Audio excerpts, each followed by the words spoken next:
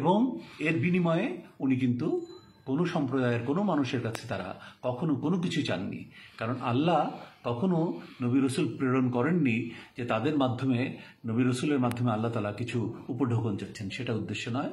নবী রসুলগণের মাধ্যমে আল্লাহ তালা তাদেরকে হেদায়েত প্রাপ্তির পথ দেখাতে চেয়েছেন, এবং যারা হেদায়েত প্রাপ্ত হয়েছে তারাই মুসলমান। আমরা পরবর্তী সময়ে যাদেরকে যে ধর্মাবলম্বী বলি না কেন, মুসলমান শব্দের অর্থ হচ্ছে আত্মসমর্পণকারী, যে আল্লাহর ইচ্ছার কাছে আত্মসমর্পণ করেছে, অর্থাৎ আল্লাহকে একত্ববাদে, আল্লাহর একত্ববাদে বিশ্বাস করে এবং আল্লাহর যে ইমানের 5-6টা অঙ্গ, সেই সবগুলোকে বিশ্বাস করে, সকল নবী রসুলকে বিশ্বাস করেন, সকল কিতাবে বিশ্বাস করে, আখেরাতে বিশ্বাস করে, পুনরুত্থানে বিশ্বাস করে, শেষ দিনে বিশ্বাস করে, এবং হক মেরে খাওয়া, না খাওয়ারকে তারা বিশ্বাস করে, মিথ্যা কথা বলা হারাম তারা বিশ্বাস করে, কথা বরখেলাপ করা, ওয়াদার বরখেলাপ করা ভালো না তারা সেটা বিশ্বাস করে, গীবত করা ভালো না তারা সেগুলো বিশ্বাস করে। এগুলো যাদের এই গুণাবলী আছে, এছাড়া অন্যান্য আরও কিছু মানবিক গুণাবলী আছে, এগুলো যেন মানুষের মধ্যে থাকে, সেই জন্যই নবী রসুলগণকে আল্লাহ তালা পাঠিয়েছেন যুগে যুগে।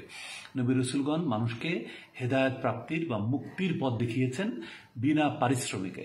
এর বিনিময়ে বহু বহু বহু নবী রসুলগণকে সেই সমস্ত সম্প্রদায়ের লোকজন ইচ্ছা করেই তাদেরকে সেই সম্প্রদায় থেকে বহিষ্কৃত করেছেন, অথবা তাদেরকে মেরে ফেলেছে। অত্যন্ত গর্হিত কাজ তারা করেছে। যারা এই সমস্ত কাজের সাথে সম্পৃক্ত ছিল তারা সমস্ত দোজকবাসী হবেন, আল্লাহ তাআলা বলেছেন। বিকজ আল্লাহ যে সমস্ত কথা বলেছেন, যে সেই সমস্ত কথার যারা অবাধ্যচারণ করেছে তারা কখনো আল্লাহর কাছে শেষ বিচারের দিন তারা কখনোই মুক্তি পাবে না।